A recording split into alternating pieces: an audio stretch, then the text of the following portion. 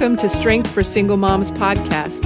Here we aim to grow spiritually from faith to faith, strength to strength, and glory to glory, to be fruitful and good stewards of all that God has given us so that we can best care for each other.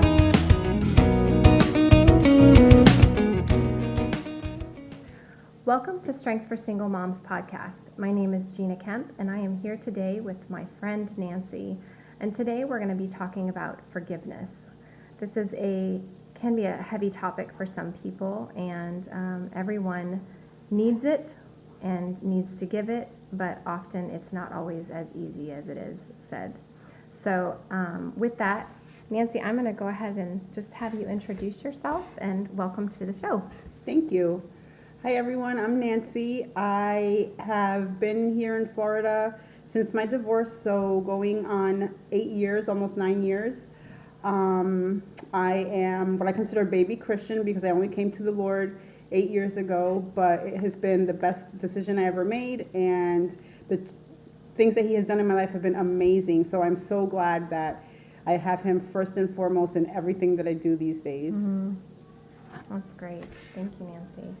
Well, before we got together, I had Nancy kind of spend some time thinking about forgiveness in a multitude of questions, and I feel like we all have different questions related to forgiveness and struggle with it in different ways, but I think it's always great when we give personal testimony. I think that nothing speaks louder than that. So Nancy, I'd asked you in the beginning, can you give 2 or 3 different examples of forgiveness where you either forgave another, yourself, or maybe even God, which I know for some people that sounds odd, but there are times in our lives when we do experience anger towards God even. Well, when I went through my divorce, I did experience anger at God, but I'll speak about that towards the end of this. The first person I had to forgive ever in my life was my ex-husband, just for, just feeling angry at him for what we went through. And, obviously in divorce, there's 2 parts to every story, and I don't lay any blame on him or myself anymore. So that was my first big testimony of forgiveness, because it took a lot to forgive. I had so much resentment towards him, and the way my life changed after we divorced, and how my daughter's life changed after we divorced. And I think that was the hardest for me, was changing her stability and just the changes that she went through and the anxiety that we experienced, both of us experienced. How old was she when? She was 4. Okay. And we went through a lot of anxiety attacks. We had a lot of ER visits. I had no idea what was going on until finally the doctor said she's just having anxiety attacks. Wow. And it was just every time there was a big change, there was anxiety. Same, when we moved to Florida, major anxiety attacks when we first moved here. Yeah. But now we know how to control them and we know when they're coming. Right. Yeah, that's good. The other one was I had to forgive myself because, going through all of that with her anxiety and my anxiety and my depression that I went through, I had to forgive myself because I felt after I came out of all that I was an awful mother to her during that process, because I wasn't there. I wasn't present. I was kind of a shell, just doing the everyday things, and at some point my friends ended up taking her for a few weeks because I just couldn't function. So I had to forgive myself for that, because that's a big transition for a child. They don't understand what's happening, and then their mom isn't there for them either. Right. Yeah, especially at a young age like that. They can't really process all of that. Yeah.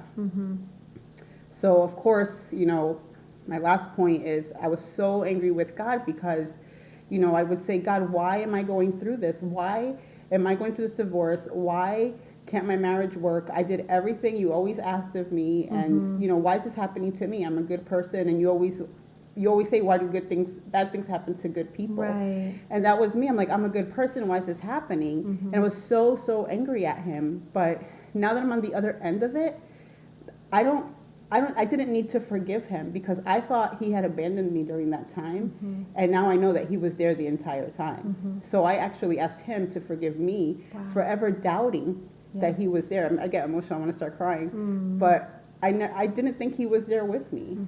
And now that I look back at my experience, he was there with me every step of the way, through the friends that he put in my life, the people that he had come and helped me out, and that's something that you don't realize when you're going through what you're going through, that God is working through it. You just don't see it. Right. Well, because a lot of times we kind of have blinders on, and we're looking for one specific result that we want the outcome to look like, and so we feel like if that outcome is not taking place, then God surely couldn't be he couldn't be present. Right. Okay, so you were saying that you kind of came to that place where you felt like you needed to ask God for forgiveness. Yes, because like I said, I felt he had abandoned me through it all, and he was there the entire time. And then I felt awful not trusting him, not trusting that he was there and that he did carry me through it. But again, we don't see those things until we're on the other side of it. Totally. Yeah. Very much. Yeah. And like we were saying, you're always looking for a different sort of result sometimes. So your expectations are in a place that are with our limited wisdom and our limited knowledge and limited vantage point. God sees things from the top of the mountain. Right. And we're seeing like the side of the mountain, and we're like, ooh, that's all I can see. It's a really far climb, and I can't get there. And yeah. And that's when we have to look up and look to the Word. so what was your going backward to the places where you needed to forgive? What did your process look like? Well, first I went through the anger process. That's natural in any situation where you can't control what's going on. You're angry at the people that are in the situation. You're angry at God. You're just angry at the world. Yeah. Then, the depression that I went through, I think I needed to go through that because it sounds really cliche, but they always say that you cry out to God when you're at your lowest. Right. And I think I needed to be at my lowest in order to finally cry out to him. And that's when I finally got on my knees and I was like, God, I have no idea what's happening and I have no idea how to fix this, but I need you to come into my life and fix this because I'm drowning in my depression. I'm neglecting my daughter. I'm having thoughts of things that I would never in my life have thought of,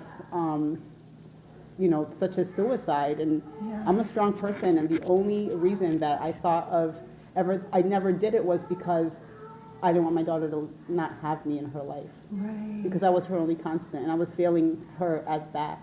So that was my process, was hitting rock bottom and just saying, God, I just need you to take this all from me. And basically asking him to help you forgive. Because sometimes it's not as easy as us just... Well, I wasn't there yet. Gotcha. I just needed him to take all the pain away, and through him working in me to take away all the pain and the feelings of guilt, that's when the thought of forgiveness started coming into my heart. And it wasn't anything that I asked for, honestly. It's something that he put into my heart that I needed to do. Right. So, and then once I did that, once I experienced that forgiveness that he put in my heart, it was just a tremendous amount of peace. I can't even describe the peace that I felt, that weight that was lifted off. It's And supernatural. It is. Yeah. And you're no longer angry. Nothing that anyone who hurt you did can bother you because you have just this peace and you know how it feels and you don't want to give that up for the world. Right. Yeah. And, I think that's where relying on the presence of God comes in, because we literally cannot do it in our own human strength. It's not part of our flesh nature to obey, the idea of forgiveness when something is so painful and something is so wrong. Yeah. I know there's places in my own life right now with family members where there's deep pain and there was deep wrong done. And I know that it's reached a point of bitterness in my own heart, and that I've tried to release that burden, and it's laborsome to try. It is. Because it's not my job to try. I need to partner with the Lord in it, because it's something that literally I cannot do in and of my own strength. No. Yeah. So, Wow. So have there been experiences in your own life where you felt like you absolutely could not forgive? Oh my goodness, yes. We had a something big happened in our family. I want to say about 5 years ago, almost 5 years ago. Emily was 10, and we had an experience with a family member who assaulted her. Wow. And it was a very hard thing to go through because it was somebody trusted, and it was just somebody that we would never have expected this to happen with. Yeah. And I was so angry, obviously, because, you know, again, the feelings of guilt, like I wasn't there, I should have been there. Yeah. Thankfully, the worst that could have happened didn't happen. Mm-hmm. But the one thing that I learned through this experience, and again, this is God working in our lives, and I'm so glad that we're plugged into church and that we have such a great group of people around us. Mm-hmm. With the police, I remember vividly that day with the police coming in and out. At one point, she said to me, "Mommy, we need to stop. I need a break." And then she looked at the police officer dead in the eye and she said, "We need to pray." So he was considerate, you know, he didn't push the issue, and he left the room. And I said, and I was like, "Well, what do you want to pray about?" And she said, "I want to pray for him." For the family member that did this, she said, "I want to pray for him because he needs our prayer right now." And I lost it. I was just like, oh my goodness, how am I going to pray for this person that I'm so angry with right now? Yeah. And in that moment, I just couldn't believe it, because that was God's grace, like living in front of me. Yeah. Because that's just a heart for God, which my daughter has such a heart for God. But, that was God's grace, and that was just him telling me, you need to forgive. Yeah. And it didn't happen to me, it happened to her, and she wanted to pray for him. Wow. So I was so proud of her at that moment, because, that was a big thing for her to say at 10 years old, but I was even more moved because I saw God's grace. We always hear about God's grace and we talk about it, but when you actually see it in action, it's amazing. Yeah. And, she's such a forgiving person, and we got through it. I think we got through it as a family. Such an example of how we're to become childlike in our faith. She didn't complicate it. She just knew that needed to happen. That Yeah. the prayer, she was inviting God into the situation and knew that it was bigger than her and bigger than you. And I think that it sounds simple, but we complicate as adults. We complicate things. We do. Because we want to control the situation. Right. And I think we want to take justice in our own hands. And, when I was praying earlier today, I was praying for a situation in our family that's just been really, really devastating. And I felt like the Lord put it on my heart that, part of the reason we're supposed to pray for forgiveness towards those who injure us is because their soul is in danger. Their soul being in danger is, and I know that there are situations that are just absolutely horrific that people have been through, but an eternity separated from God,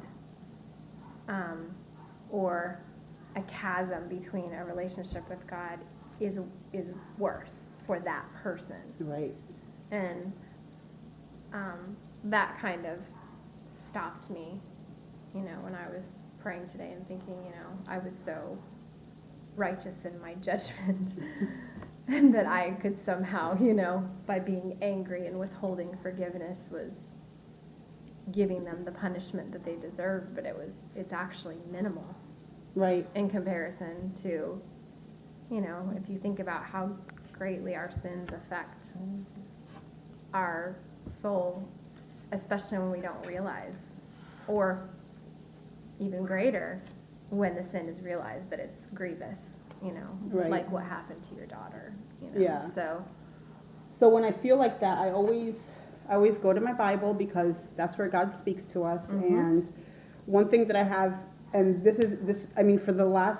since this happened, this has been the verse that I go to, and it's Matthew 18, 21 through 22, and it says, "Then Peter came to Jesus and asked, 'Lord, how many times shall I forgive my brother or sister who sins against me? Up to 7 times?' And Jesus answered, 'I tell you, not 7 times, but 77 times.'" Yeah. And I always go back to that verse whenever something happens that I'm angry at somebody, and I say, why do I have to forgive them? Why should I forgive them? And I always go back to that verse because God's telling me you have to forgive them. And forgiveness is an act of obedience. And it's just freeing, like I said earlier.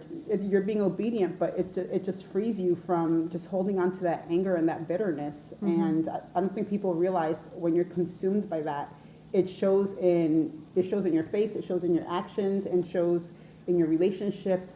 And forgiving is not for the person who offended you. Forgiving is for yourself, because it just takes that weight off of you. Sometimes the person who offended you doesn't even know that they did it. Sure. So you just have to be willing to forgive them without them ever asking for forgiveness.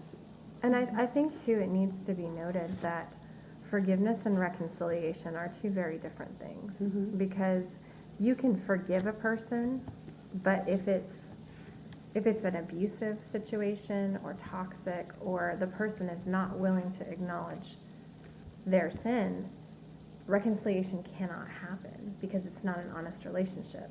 And so we can forgive for the benefit of ourselves, releasing ourselves from the judgment of the situation, and honestly just trusting God with it, I think is where, at the end of the day, is really what it all amounts to, is having the obedience to forgive, because we trust that God will make right what is right, however that looks, and that by our obedience we will have this free spirit that you're talking about, this freedom in our being.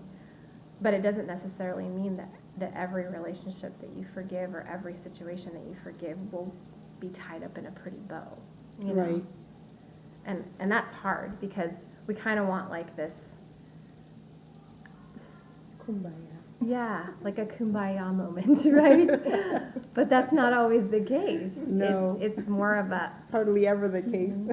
yeah, you know, like, okay, I want restitution, you know, I want it to look great. And, but we don't always get to see the ways that God is moving, and the places in our own hearts that have been changed and, you know, molded so that we're more sensitive to His Spirit. And, you know, forgiveness definitely does that. Yeah. I agree. If I could add to that, I completely agree with you about the sensitivity to His Spirit, because when I think of unforgiveness blocks the greatest commandment, to love. Right. It's very difficult to love someone if you haven't gotten to that place where you've forgiven them. And even though we may not be reconciled to them, we should still be able to pray for them. And if we can't forgive them, then it's difficult to even pray for them. Right. So I think that forgiveness is critical in our ability to live out the great commandment of loving God with all our heart, and then loving ourselves and loving others even as much as we love ourselves. Right. So That's good. Well, and I think of that, I mean, the greatest picture example that was set for us when Christ went to Calvary, and He said, "Forgive them, for they know not what they do." I mean, literally, He's being attacked. That's my biblical example. Is it? Well, I thought of that situation, but I also thought of His mother having to stand there, and like that brings tears to my eyes to think that she had to watch, like, the hands that she held, and, you know, the face that she caressed, and all of those dreams and those things. And even though she knew why He was sent, and she knew what the mission was, that she had to come to a place of forgiving all these people that are harming her son. Yeah. And, you know, that hits home for us as moms, because I think that we can forgive people sometimes that hurt us way quicker than we can somebody who hurts our kids. Like, Yeah. there have been situations in my life where there have been people who have harmed my kids, and man, hell hath no fury like a mama who's trying to cover her baby bears, like. But it's also, like we were talking earlier before we started recording, it's also our opportunity to teach our kids about it. Yeah. Because we're going through it now, and I think that this podcast is so timely for me because, I came to a place of forgiveness with my ex-husband, and I'm not going to say we have the best relationship ever, but we don't fight anymore. We can be in the same room together for more than 5 minutes. We've actually spent an entire day together with all 3 of our kids. Wow. And it's been fine. We've had conversation, and it's just 2 adults in a room. But in the struggle that my daughter's going with him now, with him not being very present for her and her wanting more out of her relationship with him, I have to remind myself that I forgave him and encourage her to forgive him, because it's not, he's lived, the life that he lives is not any type of life that we would ever have imagined for him, but it's what he's going through now. So I encourage her to pray for him, and God will eventually take control of his life. And she says, no. But I have to remind myself where I was when I was going through what I went through with him, and know that she has to go through this process. But I have to, in order for her to be able to forgive him, she has to see that I am not retaliating against him on her behalf. Yeah. So, and I pray a lot over that, and I come back to my go-to verse, and then I just remember the crucifixion, that that was the ultimate act of forgiveness. Yeah. These people were torturing Jesus on the cross, and he asked that they be forgiven. So That's huge. Yeah. Yeah, I know in freedom we learned that unforgiveness is like having an arrow dipped in poison, piercing us, and we're expecting the other person to die, but we're actually the ones that are dying Right. from the arrow. Right. And so it's such a difficult thing to do, and I really appreciate what you guys were saying about it's the grace of God, it's the grace of God, it's the grace of God, because that's so true.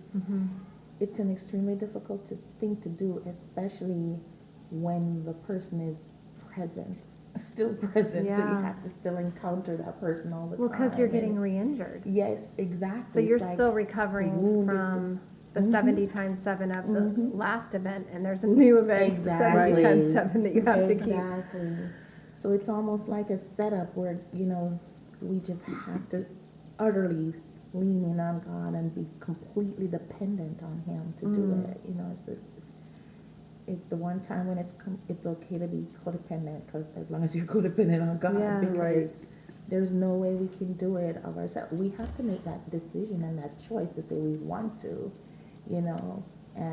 but we need His grace and His help to actually carry it through, because sometimes when you think you've done it, I was just talking to somebody about this actually, because I remember with my ex-husband, I used to say I forgive, and as soon as I see him, you feel that pull in your heart, you're just feeling that, oh my God, it's still there.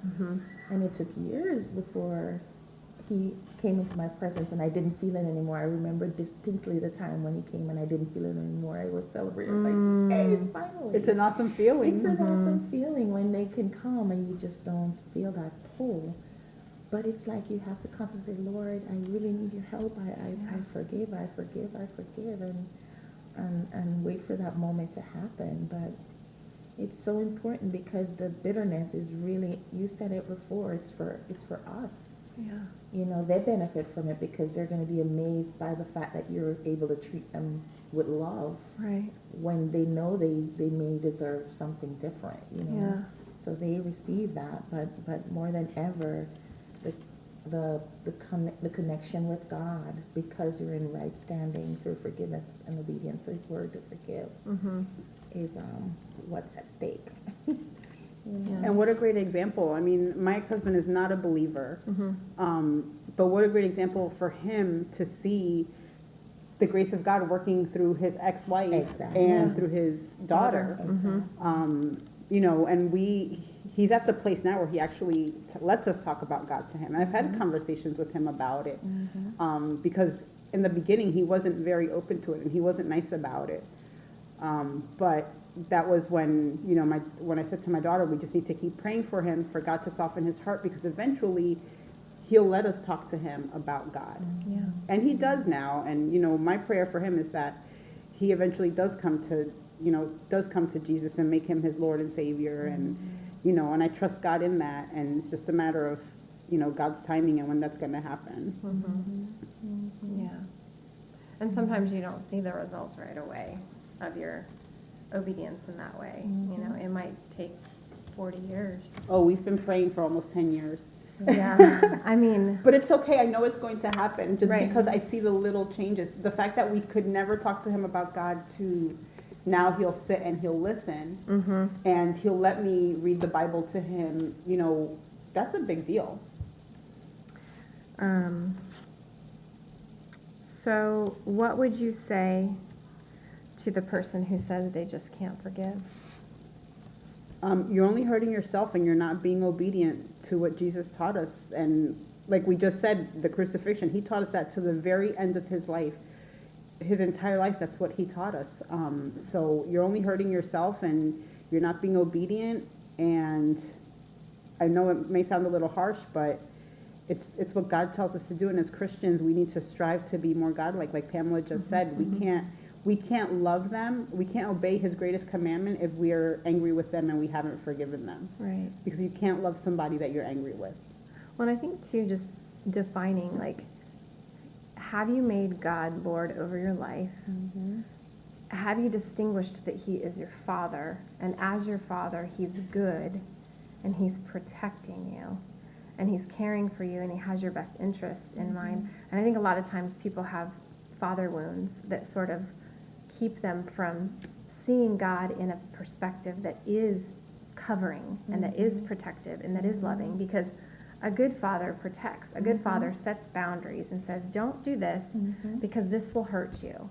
Don't do this because this will harm you. And a lot of times, because kids don't have that like frontal lobe developed yet, they think that they can do things that they can't do, and they don't see, you know, farther than their parent can see in a situation. Like, there's a lot of whys that I get from my kids when I tell them they can't do certain things. And for me, I'm seeing like a whole timeline of why you can't do this, this, and that. And I think that that's how it is with God and our relationship with him and establishing him as Father. And the forgiveness piece is that it's something he told us to do. And you're right, it's an obedience thing, because he's trying to protect us. And just because it's hard doesn't mean we shouldn't do it. Right. And it's important for our kids to see that, because, I mean, as single parents, the father's not always around. So I think we can help avoid some of those, you know, quote, daddy issues by keeping them grounded and just knowing that they have the ultimate father. Even if their father is around in their life, they have the ultimate father that they can go to for anything and that will take care of anything. But they have to see us. Our kids, we are their example. They're watching us.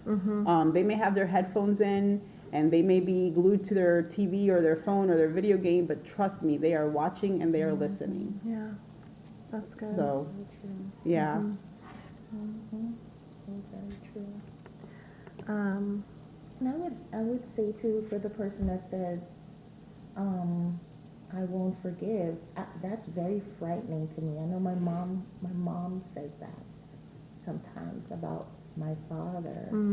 And it frightens me, because then I'm like, but you're missing out on so much more, because that act of forgiveness could just be what you need to go to that next level of something that God wants to trust you with. right. You know what I mean? It's like you're blocking your own blocking blessing. your own blessing, Yeah.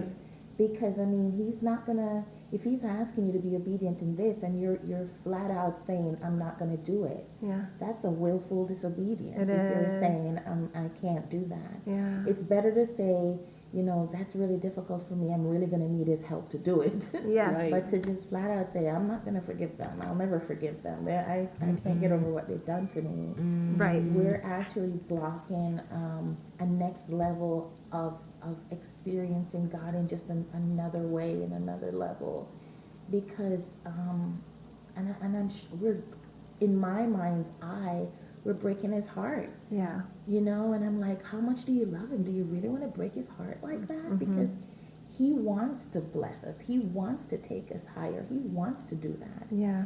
And he's just waiting on that, just one act of obedience to do that. Right. You know, and sometimes that's the way I think about it, and I feel sad when I hear someone say, I'm not gonna do it. I can't forgive them, you know. Right. You know, because I'm like, but no, you're hindering yourself from. He wants to come in and pour out so much more, from glory to glory, and It's like you're glory choosing to be You're choosing stagnant. to be- yes. I just got a picture in my head of, sorry, my dog is, this is real life. We have loud children in the background and barking dogs. So, hey, we're keeping it real here. But I just got a picture of a child choosing to crawl when they can walk. You know what I mean? That's kind of what I see, is like, you can't, it's exactly what you said. You cannot move to the next step until you've done the work first of, you know, crawling does something to the four limbs to get the body ready for the walking pace. And just to deny yourself that growth and that step. And I'm preaching to the choir here because, like, I need help in this area. You know, I mean, it's something that I'm wrestling with too in a family situation. It's been hard, but I will say that even though it's been hard, I keep going to God and saying, I don't know how to do this. I'm really trying. Yeah. This is not just 70 times 7. This feels like 70 times 7 million at this point. And I'm going to obey because you are God and because you are good. And I think too, like, praying for the person and praying to see them the way that God sees them, because God sees, I feel like God sees all of our brokenness and all of our places that we've excelled and that we've grown. And so it's kind of like if you have a child that has a disability and you see how far they've come. You see, other people might just see a child with a disability and a child with a limitation, and you're like, but you have no idea what they've been through. You don't realize that they didn't used to be able to speak. And, you know, now they can talk, or that I never thought they would walk, and now they're walking, or I never thought that they would understand how to read. Or so I think praying for God to help us see. Yes, because that's the difference. That's a different heart. The heart that's Dixon, I'm with you. I'm there too. Yeah, it's a rough one. I knew that we were doing this podcast because I'm dealing with it, and I'm like, Nancy, you need to teach me how to forgive. I have been praying those prayers. I've been like, Lord, I know you want me to. So I'm going through the motion. I mean, because I feel like as long as he sees that I'm willing, Yeah, that and you're I'm working going at through it. the motion and saying, Lord, I'm doing the work. I forgive them, Lord. I forgive them. Right. Lord, you know, because I know what to do. But it's not necessarily that it's coming from here, but it's an act of, you know, it's almost like just, I know I'm supposed to do it, so I'm giving what I can give. I'm offering what I can offer. Work with me. Help me. It kind of reminds me of, if anybody's ever seen that Bill Murray movie, What About Bob? Where he's like, I'm baby stepping, I'm doing the work, I'm baby stepping. And that's how I feel sometimes, like, okay, I might not have gotten in the elevator, but I'm thinking about the elevator. And I might get in at some point. And I believe that. I'm trying to get there. Because that's different from the person that says, oh no, I'm not going to forgive them. I just can't. I can't forgive them. Yeah. But if you have a heart to, Yeah. and you're making the effort to, because we're so wounded, we're trying to bandage our, you know, wounds, take our wounds to God, and at the same time be obedient to Him. And I really believe He honors that. Yeah. I think He does. He does. Because I know, like, I can tell you, going through this, the way I know He honors that is that I will turn on the radio and there'll be a message talking about, you know, Yes. it's like a support. Here's a support. Here's something to Yeah. help you. Yeah. I walk into this and we're doing a podcast on Yeah. forgiveness. I know. So to me, that's God saying, here. Yeah. This is I'm for helping you. Yeah. I'm providing you the ways of it. The Bible says that He'll provide a way of escape. Yeah. You know, so as long as we're reaching out, He'll provide Yeah. He'll give us what we need to eventually get there because he sees that our heart is in the right place Right. and we want to do it. We just have to be Yeah. looking for We it and have to be aware of looking. it.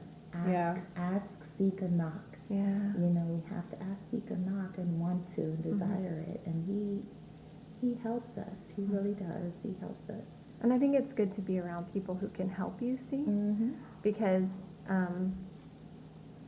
sometimes we can get lost in our misery or our situation and feel like, I don't know, we can't, our perspective is warped. And a lot of times if you've been a victim, I mean, I know that I'm an abuse victim, and so like I have a tendency to see it through those eyes of Right. being a victim, because, and even if there's truth to it, I don't have to live like that. I can live like a warrior if I choose to, and I don't have to stay stuck.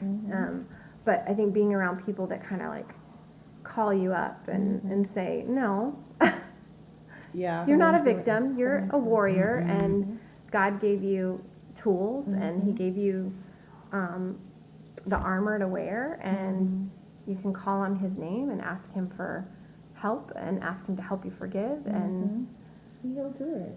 yeah. He said, if you lack anything, ask. He invites us. He says, don't hold back. Ask me for whatever it is you want, and Right. I'll give it to you liberally. I mean, he does. And even when we think it's not working, as long as we keep going, like I said, it took years, but eventually there came that time when I didn't feel it anymore. I was like, yes. Yeah. But I had to keep going and keep saying, I forgive. Oh, I felt it. Okay, Lord, I forgive. Yeah. Yeah. Forgive, Lord. I hear this scripture, blah, blah, blah, I forgive. Yeah. You know, another thing that comes to mind too with unforgiveness that just came to my mind is the children of Israel wandering in the wilderness for 40 years. Yeah. 40 years. After they had been. Was a 40-day journey that took 40 years? Right, so they went from one kind of bondage to another. And we all do that. Mm-hmm. We all do that. Yeah. And I see unforgiveness as that. That's why it scares me. I'm like, I don't have all that time to waste. No. I got nothing to do. I'm not circling in the desert for 40 years eating that manna. Right? Yeah, that's so true, Yes, though. and I think that's the urgency of forgiveness, because we'll get stuck. You mentioned it. You said Yeah. stagnant. Yeah. We'll get stuck going around in circles. Yeah. Yeah. And the worst part is, it's a lesson that we have to pass, because we're going to keep experiencing Oh, it yeah. until we get to He'll it. keep allowing you us know? to experience situations where we have to try We're gonna have to again. try Yeah. again. You have to retake the Nope, I test. love you too much to leave you like this, so here we go again. Well, Nancy, do you have any closing thoughts for today? Any encouragement for our listeners before we... I was reading some things today, just reading on forgiveness, and something that I found, it was a theologian by the name of Lewis Smedes, and he said, to forgive is to set a prisoner free and discover that the prisoner was you. Yeah.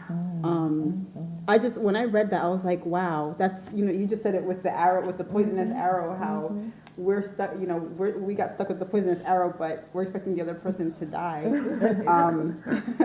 So we're the prisoner in our unforgiveness, and it's so important to, like Pamela said, even if you don't feel it, but just say, God, I want to forgive. Help me to forgive. And eventually it'll happen. Eventually you'll have that where you can be with that person. And, I never thought that I would spend the whole day, go sightseeing in Washington, D.C. with my ex-husband.